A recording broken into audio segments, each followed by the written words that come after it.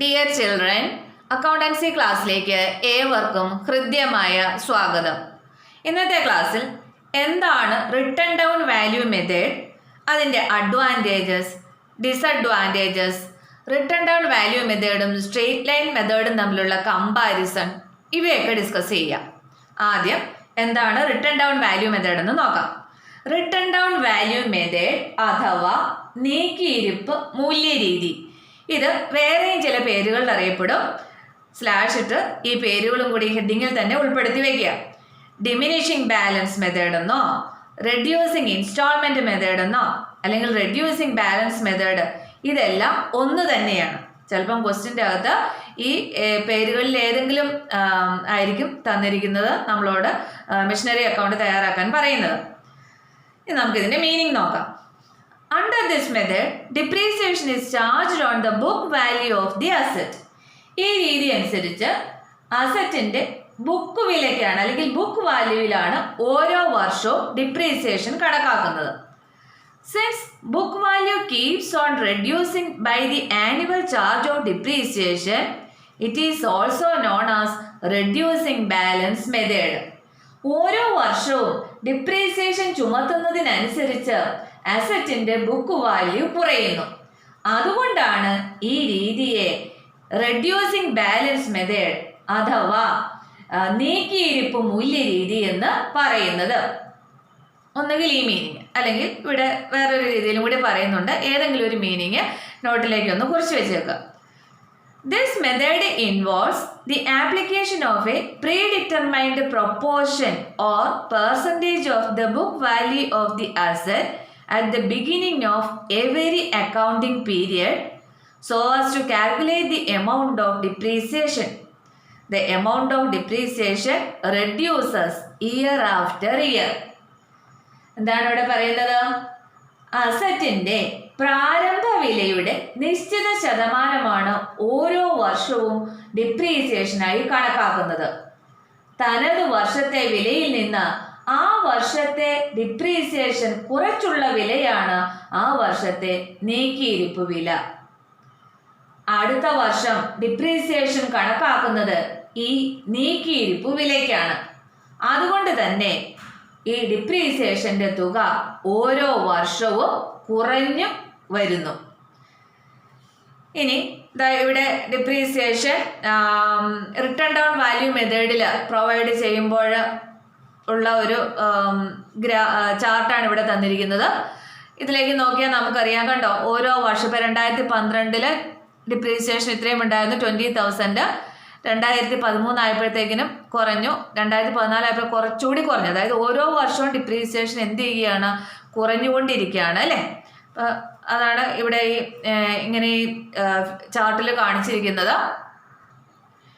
ഇങ്ങനെ ഡിപ്രീസിയേഷൻ ഓരോ വർഷവും കുറഞ്ഞു വരുന്നത് കൊണ്ടാണ് ഇതിനെ റെഡ്യൂസിങ് ഇൻസ്റ്റാൾമെന്റ് മെത്തേഡ്, അല്ലെങ്കിൽ അതിൻ്റെ മലയാളമാണെങ്കിൽ ന്യൂന തവണ രീതി എന്ന് പറയും.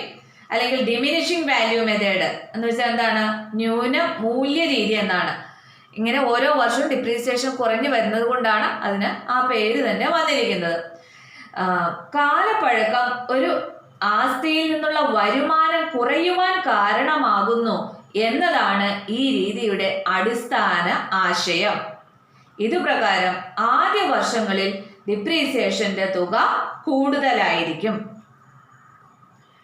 ഇനി നമുക്ക് റിട്ടൺ ഡൗൺ വാല്യൂ മെത്തേഡിന്റെ അഡ്വാൻറ്റേജസ് എന്തൊക്കെയാണെന്ന് നോക്കാം. This method is based on A more realistic assumption that the benefits from asset go on diminishing or reducing with the passage of time. കാലം കഴിയുന്നതനുസരിച്ച് അസറ്റിന്റെ ഉപയോഗം കുറഞ്ഞു വരുന്നു എന്ന യാഥാർത്ഥ്യം ഉൾക്കൊണ്ടിട്ടുള്ള രീതിയാണ് ഈ റിട്ടൺ ഡൗൺ വാല്യൂ മെത്തേഡ് എന്ന് പറയുന്നത്. അതായത് ഓരോ വർഷം കഴിയും തോറും അസറ്റിന്റെ ഉപയോഗം കുറഞ്ഞു വരികയാണ് അല്ലേ. അപ്പോൾ ആ ഒരു യാഥാർത്ഥ്യം ഉൾക്കൊള്ളുന്ന ഒരു മെത്തേഡാണ് റിട്ടൺ ഡൗൺ വാല്യൂ മെത്തേഡ് എന്ന് പറയുന്നത്. ഇതനുസരിച്ച് ആദ്യ വർഷങ്ങളിൽ കൂടുതൽ ഡിപ്രീസിയേഷൻ ചുമത്തുന്നു. കാരണം ആദ്യ വർഷങ്ങളിൽ ആസ്തികളിൽ നിന്നുള്ള വരുമാനം കൂടുതലായിരിക്കുമല്ലോ. ആദ്യ വർഷങ്ങളിലായിരിക്കുമല്ലോ നമുക്കത് ഏറ്റവും യൂസ്ഫുൾ ആയിട്ട് നമ്മൾ കാര്യക്ഷമമായിട്ട് ഉപയോഗിക്കുന്നത്. അതുകൊണ്ടാണ് നമ്മളിവിടെ ഗ്രാഫിൽ കണ്ടില്ലേ, 2012 കൂടുതൽ ഡിപ്രീസിയേഷൻ, 2013 ആയപ്പോഴത്തേക്കിനും അതിലും കുറവാണ്, 14 ആയപ്പോൾ അതിലും കുറവാണ്. അതായത് ഓരോ വർഷം കഴിയും തോറും ആസ്തികളിൽ നിന്നുള്ള വരുമാനം കുറഞ്ഞു വരികയാണല്ലോ ചെയ്യുന്നത്. അപ്പം നമ്മൾ ആ അസറ്റ് വാങ്ങിക്കുന്ന ആ ആദ്യ വർഷങ്ങളിലാണ് നമുക്ക് കൂടുതൽ വരുമാനം കിട്ടുന്നത്. അപ്പോൾ ആ വർഷത്തിൽ നിന്നാണ് നമ്മൾ എന്ത് ചെയ്യുന്നത്, കൂടുതൽ ഡിപ്രീസിയേഷൻ നമ്മൾ പ്രൊവൈഡ് ചെയ്യുന്നത്. അതുകൊണ്ട് അപ്പോൾ നമുക്കിതിൻ്റെ അഡ്വാൻറ്റേജ് ആയിട്ട് പറയുമ്പോൾ മോർ റിയലിസ്റ്റിക് അസംഷൻ ആണെന്ന് പറയാം അല്ലേ. അതായത് that the benefit from the asset go on diminishing with the passage of time അല്ലേ. കാലം കഴിയുന്നതനുസരിച്ച് അസറ്റിന്റെ ഉപയുക്തത കുറഞ്ഞു വരുന്നു എന്ന യാഥാർത്ഥ്യം ഉൾക്കൊണ്ടിട്ടുള്ള രീതിയാണ് ഈ റിട്ടേൺ ഡൗൺ വാല്യൂ മെത്തേഡ് എന്ന് പറയുന്നത്. Next, it results in to almost equal burden of depreciation and repair expenses taken together every year on profit and loss account. ഡിപ്രീസിയേഷനും അതുപോലെ തന്നെ അറ്റകുറ്റപ്പണിച്ചെലവ് അല്ലെങ്കിൽ ഈ റിപ്പയർ എക്സ്പെൻസ് ഒക്കെ ഇല്ലേ, അതൊക്കെ ചേർത്ത് താരതമ്യേന ഒരേ തുക തന്നെയായിരിക്കും അസറ്റിന്റെ സംരക്ഷണ ചെലവായി ഓരോ വർഷവും നമ്മൾ പ്രോഫിറ്റ് ആൻഡ് ലോസ് അക്കൗണ്ടിൽ ചാർജ് ചെയ്യുന്നത്. Clear? Next, income tax act accept this method for tax purpose. അപ്പോൾ ഇൻകം ടാക്സ് ആക്ട് പ്രകാരം ഈ മെത്തേഡാണ് അവർ ടാക്സ് പർപ്പസിന് അക്സെപ്റ്റ് ചെയ്യുന്ന മെത്തേഡ്. അപ്പോൾ ഏതാണ്? റിട്ടേൺ ഡൗൺ വാല്യൂ മെത്തേഡാണ് ഇൻകം ടാക്സ് ആക്ട് പ്രകാരം അക്സെപ്റ്റബിൾ ആയിട്ടുള്ള മെത്തേഡ് എന്ന് പറയുന്നത്. അത് മറ്റൊരു advantage. Next, as a large portion of cost is written off in earlier years, loss due to obsolescence gets reduced. എന്താണ് ഇവിടെ പറയുന്നത്? ആദ്യ വർഷങ്ങളിൽ തന്നെ ചെലവിന്റെ ഭൂരിഭാഗവും എഴുതി തള്ളുന്നതിനാൽ കാലഹരണപ്പെടൽ അല്ലെങ്കിൽ ഒബ്സോളിസൻസ് മൂലമുണ്ടാകുന്ന നഷ്ടം കുറയ്ക്കാനായിട്ട് സാധിക്കുന്നു. കാരണം എന്താ? ആദ്യ വർഷങ്ങളിൽ തന്നെ നമ്മൾ ചെലവിന്റെ ഭൂരിഭാഗവും എന്ത് ചെയ്യുകയാണ്? റൈറ്റ് ഓഫ് ചെയ്യുന്ന വഴി. അതുകൊണ്ട് next, this method is suitable four fixed assets which last for long and which require increased repair and maintenance expenses with the passage of time. It can also be used where obsolescence rate is high. അപ്പോൾ ദീർഘകാലം നിലനിൽക്കുന്നതും കാലക്രമേണ അറ്റകുറ്റപ്പണികളും പുതുക്കലും വേണ്ടി വരുന്നതുമായ fixed അസറ്റുകൾക്ക് ഏറ്റവും യോജിച്ചതാണ് ഈ method എന്ന് പറയുന്നത്. അതുപോലെ തന്നെ കാലഹരണപ്പെടലിന്റെ അല്ലെങ്കിൽ ഒബ്സോളിസൻസിന്റെ റേറ്റ് വളരെ കൂടുതലായ ആസ്തികൾക്കും വളരെ യോജിച്ച ഈ രീതി എന്ന് പറയുന്നത് റിട്ടേൺ ഡൗൺ വാല്യൂ മെത്തേഡാണ്. അപ്പം ഇത്രയുമൊക്കെയാണ് റിട്ടേൺ ഡൗൺ വാല്യൂ മെത്തേഡിന്റെ advantages. Next, limitations of written down value method. ഈ മെത്തേഡിന്റെ പോരായ്മകൾ എന്തൊക്കെയാണെന്ന് നോക്കാം. As depreciation is calculated at a fixed percentage of written down value, depreciable cost of the asset cannot be fully written off. The value of the asset can never be zero. അതായത് ആസ്തിയുടെ depreciation കണക്കാക്കുന്നത് തനത് വർഷത്തെ book വാല്യൂവിന്റെ നിശ്ചിത ശതമാനമായതിനാൽ വില പൂർണ്ണമായും എഴുതി തള്ളാൻ കഴിയില്ല. അതുകൊണ്ട് ആസ്തിയുടെ അല്ലെങ്കിൽ അസറ്റിന്റെ വില ഒരിക്കലും സീറോയിൽ എത്തില്ല. അത് അതിൻ്റെ ഒരു ലിമിറ്റേഷൻ ആയിട്ട് പറയുന്നു. ഒന്നുകൂടി പറയാം. അതായത് അസറ്റിന്റെ ഡിപ്രീസിയേഷൻ കണക്കാക്കുന്നത് അതാത് വർഷത്തെ ബുക്ക് വാല്യൂവിന്റെ നിശ്ചിത ശതമാനമായതിനാൽ വില പൂർണ്ണമായും എഴുതി തള്ളാൻ അല്ലെങ്കിൽ റൈറ്റ് ഓഫ് ചെയ്യാനായിട്ട് പറ്റത്തില്ല. അതുകൊണ്ട് ആസ്തിയുടെ വില ഒരിക്കലും 0 എത്തത്തില്ല. Next, it is difficult to ascertain a suitable rate of depreciation.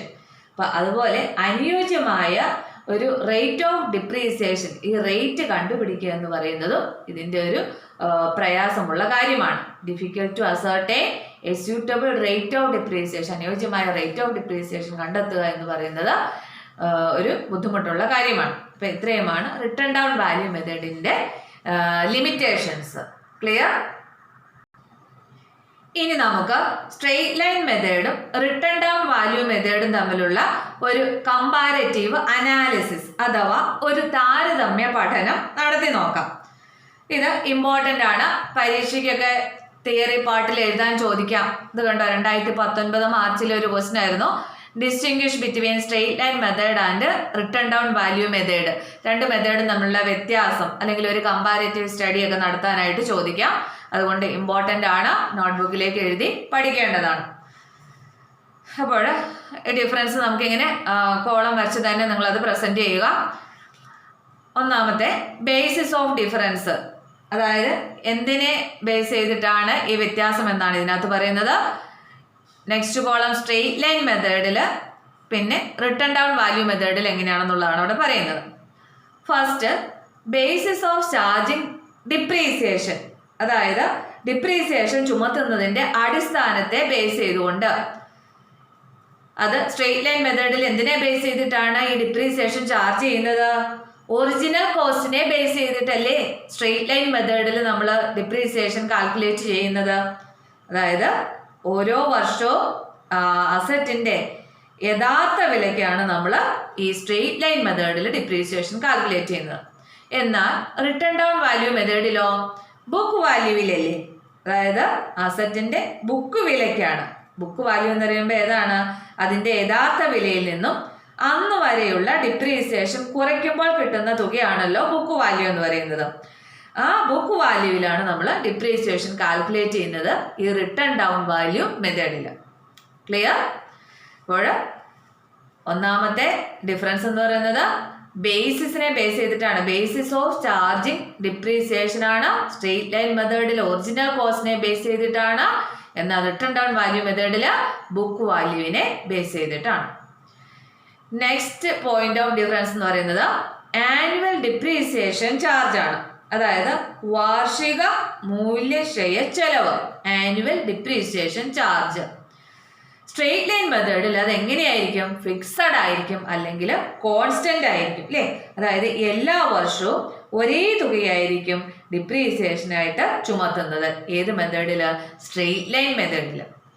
എന്നാൽ റിട്ടൺ ഡൗൺ വാല്യൂ മെത്തേഡിലോ ഓൾമോസ്റ്റ് ഈക്വൽ എവരി ഇയർ. അതായത് ഇത് ഈ ഒരു മെത്തേഡിൽ ഇതാണല്ലോ decline year after year. Written down value മെത്തേഡിൽ എങ്ങനെയാണ് വരുന്നത്? ഓരോ വർഷം കഴിയുന്തോറും എന്ത് ചെയ്യുന്നു? കുറഞ്ഞു വരികയല്ലേ ചെയ്യുന്നത്. ഇനീഷ്യൽ ഇയറിലായിരിക്കും ഡിപ്രീസിയേഷൻ കൂടുതൽ. ഓരോ വർഷങ്ങൾ കഴിയുന്തോറും ആനുവൽ ഡിപ്രീസിയേഷൻ ചാർജിന്റെ എമൗണ്ട് എങ്ങനെ ചെയ്യും? കുറഞ്ഞു വരും, ഡിക്ലൈൻ ചെയ്യും അല്ലേ, അല്ലെങ്കിൽ ഡിമിനിഷിങ്. ആ പേര് തന്നെ കേൾക്കുമ്പോൾ നമുക്കറിയാം. അപ്പോൾ ഡിക്ലൈൻസ് ഇയർ ആഫ്റ്റർ ഇയർ. ഇനി third point, total charge against profit and loss account in respect of depreciation and repairs. അതായത് മൂല്യക്ഷയവും അറ്റകുറ്റപ്പണി ചെലവും ചേർത്ത് ലാഭനഷ്ട കണക്കിൽ ചുമത്തുന്നു. Unequal year after year it increases in later years. അപ്പോൾ ഇവിടെ എങ്ങനെയായിരിക്കും? സ്ട്രെയിറ്റ് ലൈൻ മെത്തേഡിൽ ഈ ഡിപ്രീസിയേഷനും അതുപോലെ തന്നെ ഈ അറ്റകുറ്റപ്പണി ചെലവും ചേർത്തിട്ടുള്ള ലാഭനഷ്ട കണക്കിൽ ചുമത്തുന്ന തുക എന്ന് പറയുന്നത് എങ്ങനെയായിരിക്കും? അൺഈക്വൽ ആയിരിക്കും ഓരോ ഇയറിലും. അതായത് അതെന്ന് പറയുന്നത് എപ്പോഴും തുല്യമായിട്ടല്ല, അത് വ്യത്യസ്തമായിരിക്കും. ഇനി എന്നാൽ റിട്ടൺ ഡൗൺ വാല്യൂ മെത്തേഡിൽ ഇതെന്ന് പറയുന്നത് എങ്ങനെയായിരിക്കും? ഓൾമോസ്റ്റ് ഈക്വൽ ആയിരിക്കും. എല്ലാ വർഷവും ഏകദേശം താരതമ്യേന സ്ഥിരമായിട്ടായിരിക്കും വരുന്നത്.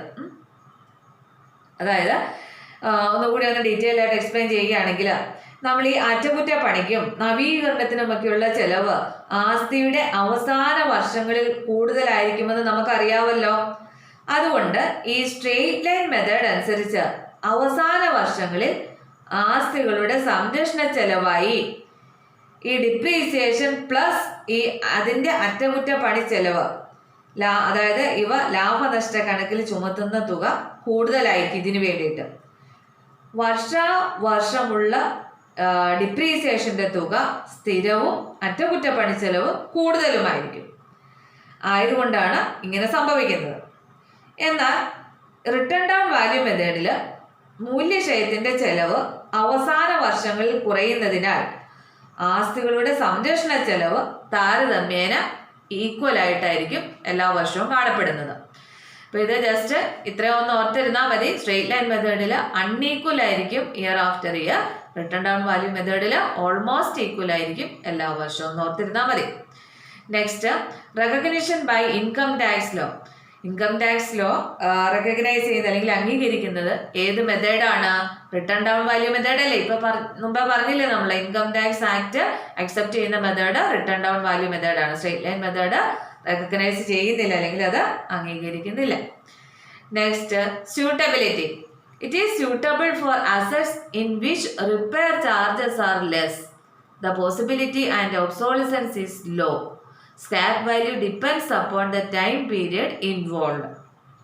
അതായത് അറ്റകുറ്റപ്പണി ചെലവ് കുറഞ്ഞതും കാലഹരണപ്പെടാൻ സാധ്യത കുറവുള്ളതും ഈ സ്ക്രാപ്പ് വാല്യൂ കാലയളവിനെ ആശ്രയിച്ചിരിക്കുന്നതുമായ ആസ്തികൾക്കാണ് ഈ സ്ട്രെയിറ്റ് ലൈൻ മെത്തേഡ് അനുയോജ്യം. അതായത് അത്തരത്തിലുള്ള അസറ്റുകളുടെ എക്സാമ്പിൾസ് പറയുകയാണെങ്കിൽ ബിൽഡിങ്, പേറ്റന്റ്, ട്രേഡ് മാർക്ക്, ഇവയ്ക്കൊക്കെ സ്ട്രെയിറ്റ് ലൈൻ മെത്തേഡ് ആയിരിക്കും അനുയോജ്യം. ഇനി written down value method suitable ആവുന്ന ഏത് സാഹചര്യത്തിലാണെന്ന് നോക്കിക്കേ. It is suitable for assets which are affected by technological changes and require more repair expenses with passage of time. അതായത് സാങ്കേതിക മാറ്റത്തിന് വിധേയമാകുന്നതും സമയം കൂടുന്തോറും അറ്റകുറ്റപ്പണി ആവശ്യമായിട്ടുള്ളതുമായിട്ടുള്ള ആസ്തികൾക്കാണ് ഈ റിട്ടേൺ ഡൗൺ വാല്യൂ മെത്തേഡ് അനുയോജ്യം. അതായത് മെഷീനറികൾ, അതുപോലെ തന്നെ വാഹനങ്ങൾ തുടങ്ങിയ അസറ്റുകൾക്ക് ആണ് ഈ റിട്ടേൺ ഡൗൺ വാല്യൂ മെത്തേഡ് കൂടുതൽ സ്യൂട്ടബിൾ ആകുന്നത്. അപ്പം ഇത്രയൊക്കെയാണ് ഇതിൻ്റെ ഡിഫറൻസ് അല്ലെങ്കിൽ കമ്പാരിസൺ എന്നൊക്കെ ചോദിച്ചാൽ നമുക്ക് എഴുതേണ്ടത്. അപ്പം അതിൻ്റെ കീ വേർഡുകളൊന്ന് ഹൈലൈറ്റ് ചെയ്ത് നോട്ട്ബുക്കിലേക്ക് ഒന്ന് മാർക്ക് ചെയ്താൽ മതി. അപ്പോൾ ഇന്നത്തെ ക്ലാസ്സിൽ ഇത്രയും മതി. Okay, thank you.